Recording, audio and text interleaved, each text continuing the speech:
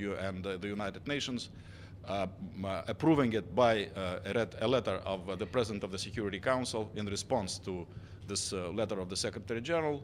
That proposal was approved, so we are looking forward to receiving a draft letter from the President of the Council for the approval of the members of the Security Council and therefore establishing this joint mission.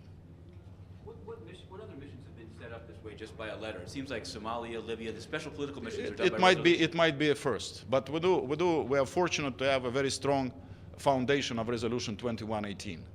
Everything is written, everything there is to be guided by, as a matter of principle, is written in Resolution 2118, including encouraging the Director General of OPCW and the Secretary General of the United Nations to work together, closely together, including on the ground. So essentially, the general outlines of this kind of a joint operation are already provided for in 2118. So now the letter of the Secretary General of October 7 simply fleshes out those ideas which are already, in our view, embodied in 2118. So it allows, in our view, the President of the Security Council to respond in a short letter, and that would mean establishing this mission. Mr. Ambassador, were there any objections to any of the recommendations by the Secretary General, and was there any discussion of the costs and who was going to pay? No, there were no objections. At least I didn't detect any objections. I was trying to listen very carefully, and the cost estimate is not there yet. There are all levels of discussions, including various methods of the destruction of chemical weapons, but the cost assessment has not been done yet.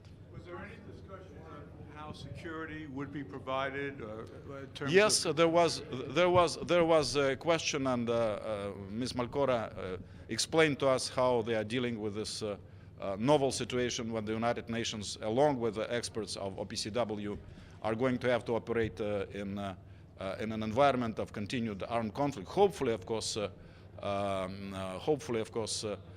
the parties will respect the importance of the work of the OPCW and the United Nations. We know the Syrian government intends to do that, so we hope that various opposition groups, especially armed opposition groups, will also work in a manner which will not hinder this joint mission.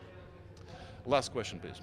No last question. How soon will the letter be exchanged, and how soon after the letter is adopted will the special coordinator be appointed? Well, I understand the Secretary General is almost ready to appoint the special coordinator, so as soon as this letter is sent by the President of the Security Council, we can expect this appointment to be announced. People have asked the question of what happens if the roads on the way to where the chemical weapons are under insurgent control, or if there's a problem about the control of the sites, if it's not the government having control.